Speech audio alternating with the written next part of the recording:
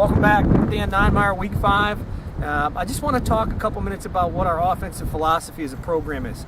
Our offensive philosophy is take the extra base. It's always been that. The importance of taking the extra base is the difference in winning and losing games. The other side of this that I want to talk about is why we push so hard on the fundamental side of this. For us, it's about winning fractions of seconds. Fractions of seconds is a difference between a guy being a professional baseball player and a guy being a high school baseball player. That's 0.2 of a second. For us, it's really important right now that I just talk about just your primary and secondary leads at second base and the importance of that good secondary lead. That secondary lead for us should help us win 2 to 3/10 of a second, which translates on the baseball field to about 6 or 8 feet when the runner's running at full speed. So I just want to show you real quick when I take our secondary, how hard we want to push our secondary and what it should look like going towards the next base.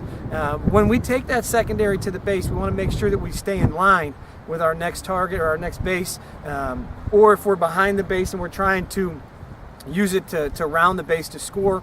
All those things need to be taken into consideration when our player does his primary and his secondary lead. For the sake of this right now, we'll just say a primary lead with runners on first and second, so we have force play at third, so we're going to take our primary evened up with the base. So I just want you to watch my secondary and the energy that we put out.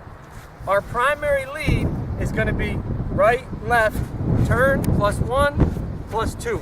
We want to make sure that we're in our best athletic position here. So I'm athletic, that pitcher goes through his motion. As soon as he starts that motion and I read he's delivering to the plate, it's going to be 2 shuffles. 1, 2. And I want my weight to push onto that front foot.